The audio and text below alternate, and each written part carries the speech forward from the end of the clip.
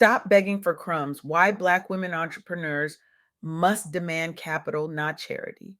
Good evening, everyone. I want to start tonight by introducing you to someone who is fundamentally changing the conversation around what it means to build, to scale, and to demand what you deserve in the world of entrepreneurship.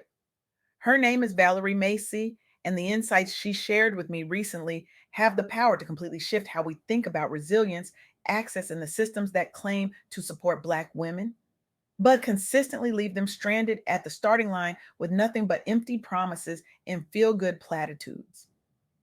Valerie Macey is doing work that matters, work that's making the world better by refusing to accept the status quo, by challenging institutions that have grown comfortable in their biases, and by demanding that those institutions show up with respect, not rescue.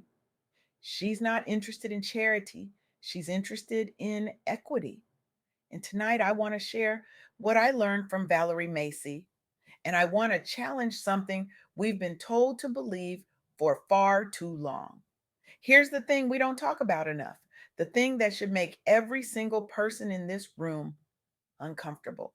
Africa leads the entire world in female entrepreneurship rates.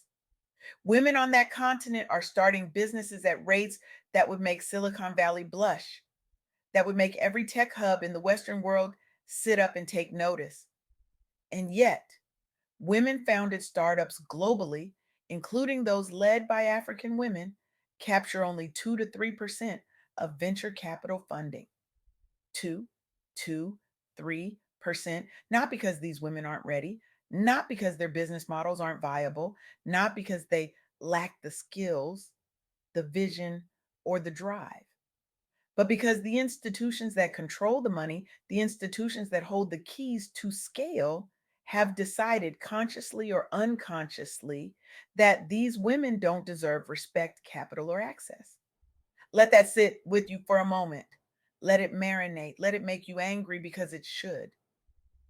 The women who are leading the charge in entrepreneurship worldwide, the women who are creating jobs, building economies, and transforming communities are being systematically, deliberately locked out of the resources that would allow them to scale beyond survival mode. And here's where it gets even more interesting, even more infuriating. This isn't just an African story, this is a Black women's story everywhere. In Canada, over 80% of Black women entrepreneurs bootstrap their businesses with personal savings. Less than 1%, less than 1% get venture capital. The numbers don't lie. The system isn't broken. It's working exactly as it was designed, just not for us. So tonight, I want to talk about 3 truths that Valerie Macey helped me see more clearly. 3 truths that every Black woman entrepreneur needs to hear, hold, and act on. Because your soft girl era isn't just about rest and boundaries, though those are sacred and necessary. It's also about refusing to shrink, refusing to beg, refusing to play small, and refusing to accept a world that wants your labor, your creativity, your innovation, but not your leadership. First truth, embrace your peculiarity as a superpower. Valerie Macey talked about what it means to grow up as an outsider. And I know some of you listening know exactly what that feels like in your bones. You grew up in high pressure environments, maybe in housing projects during the crack era, maybe in neighborhoods where survival was the daily curriculum and dreaming felt like a luxury you couldn't afford, like something reserved for people who didn't look like you. You were raised by single mothers who held the walls up with their bare hands, who worked 2, 3 jobs just to keep the lights on and food on the table. You were the kid who didn't fit the script of the streets, the one who looked past the block when everyone else was just trying to make it through the day without getting caught up in the chaos.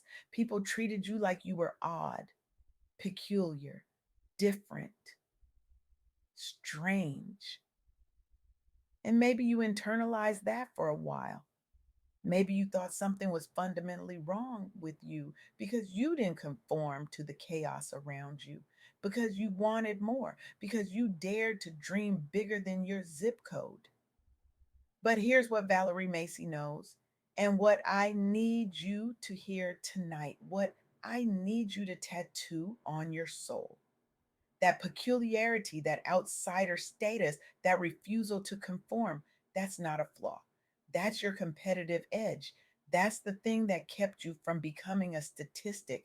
That's the resilience, the vision, the hunger that allows you to see opportunities others miss, to build businesses others wouldn't dare attempt, to scale in environments that were specifically designed to keep you small, to keep you quiet, to keep you in your place. Growing up as an outsider in survival mode builds a kind of grit that can't be taught in business school. It can't be learned in a workshop. It can't be downloaded from a podcast or absorbed from a motivational quote. It builds the ability to see around corners, to pivot when the ground shifts beneath your feet, to keep moving forward when everyone else has given up and gone home. That's not peculiarity, that's power. That's your unfair advantage in a world that underestimates you every single day. And when you step into entrepreneurship, when you start building something from nothing with your bare hands and sheer will, that power becomes your foundation. You're not starting from a place of privilege or access or generational wealth.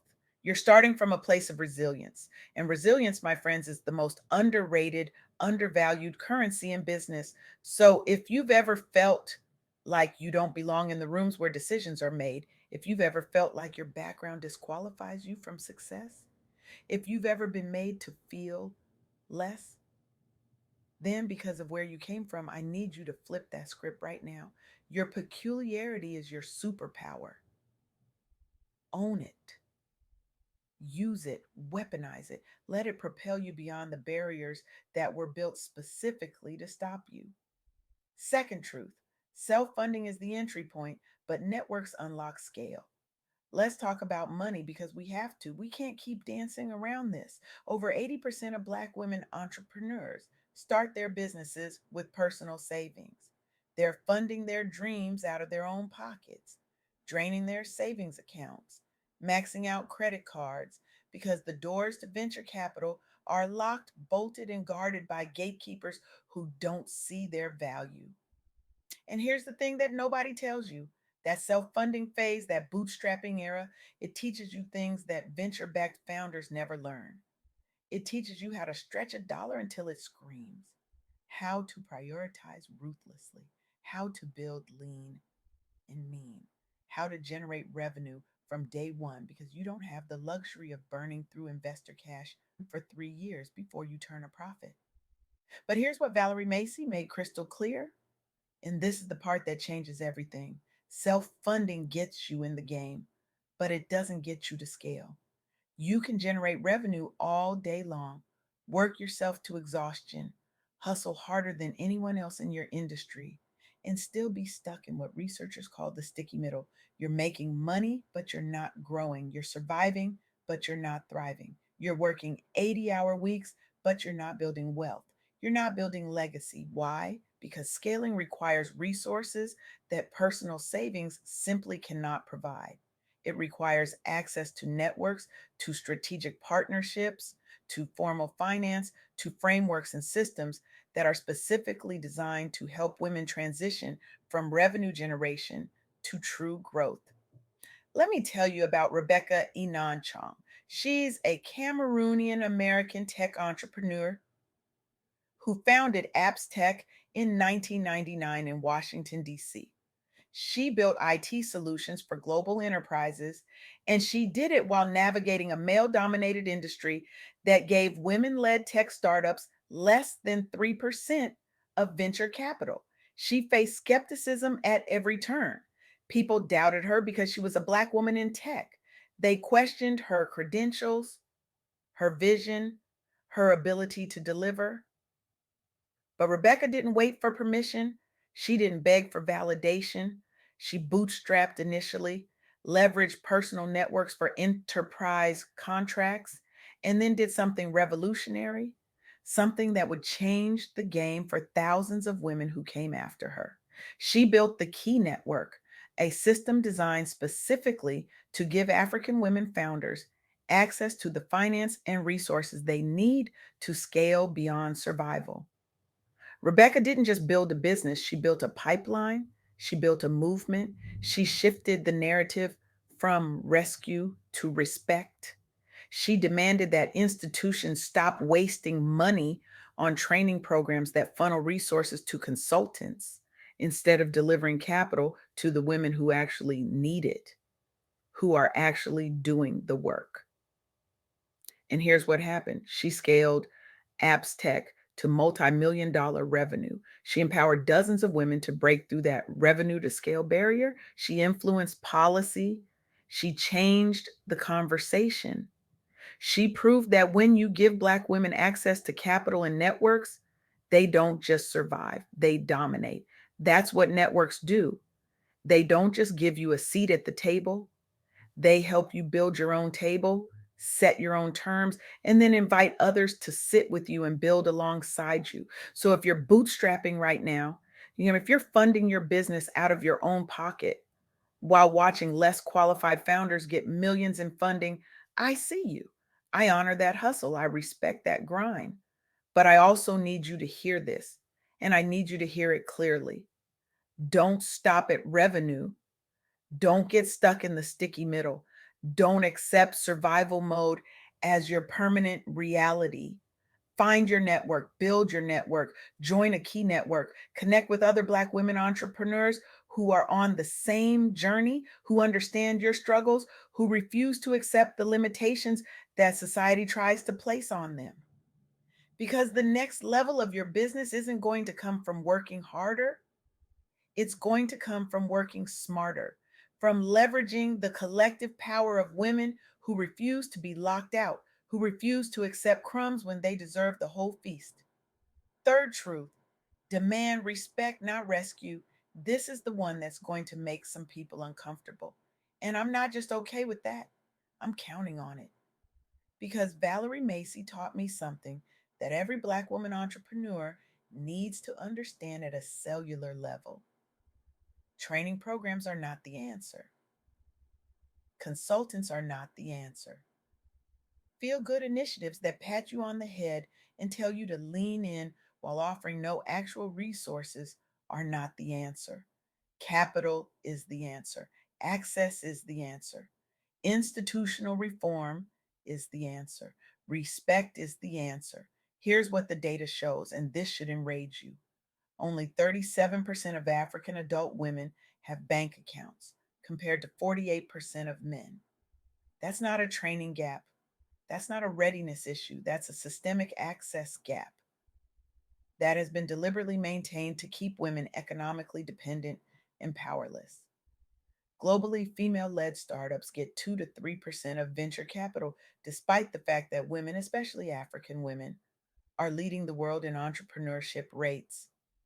That's not a readiness gap. That's not a pipeline problem. That's institutional bias, pure and simple. And yet, when institutions finally decide to pay attention to Black women entrepreneurs, when they finally acknowledge that there might be a problem, what do? They fund training programs. They hire consultants who have never built a business themselves. They create workshops and seminars and panels where everyone talks about the problem, performs concern, takes photos for their diversity reports. But no one writes a check. No one opens doors. No one creates real access. Valerie Macey is calling that out. Rebecca Inanchong is calling that out. And I'm calling that out tonight loudly and unapologetically. Black women entrepreneurs don't need more training. They don't need another workshop on how to pitch. They don't need another webinar on business basics. They need capital. They need formal finance. They need community based systems that deliver resources directly to the women who are building businesses, not to the middlemen who profit off their struggle while producing no actual results. Let me tell you about the Black women entrepreneurs in Canada. They're bootstrapping in cities like Toronto, building businesses in beauty, tech, services, and every industry you can imagine. Over 80% of them rely on personal savings because less than 1% get venture capital. The system has failed them spectacularly. But you know what they did? They refused to wait for rescue. They used informal savings groups and community networks to fund their initial growth. They pursued targeted programs that emphasized capital over training, results over rhetoric, and many of them transitioned from revenue to expansion despite every obstacle in their path. They grew their businesses 2 to 3 times faster by leveraging networks. They created jobs, they built wealth, they challenged the underfunding norms and inspired policy changes for better venture capital equity. They didn't wait for rescue, they demanded respect, and they got results. Or look at the South African women proprietors in bespoke clothing who sustained businesses for decades amid ethnic inequalities and mass manufacturing shifts that should have destroyed them. They didn't have formal finance, they didn't have venture capital, they didn't have access to the resources that their white counterparts took for granted, but they had cultural resilience and community systems. They adapted to demand changes. They maintained viability longer than their peers. And they proved beyond any shadow of doubt that women's enterprises create tremendous value even when the system tries to starve them out, even when every institutional force is working against them. These women didn't need rescue. They needed respect. They needed resources. They needed institutions to stop performing concern and start writing checks, start opening doors, start creating real pathways to scale. So here's my challenge to you tonight. And I need you to really hear this. If you're a Black woman entrepreneur, stop asking for permission. Stop waiting for someone to validate your vision. Stop accepting training programs when what you really need is capital. Stop being grateful for crumbs when you deserve the whole feast.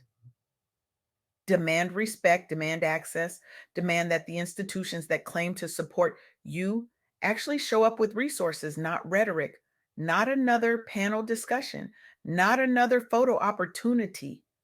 Real money, real access, real pathways to scale.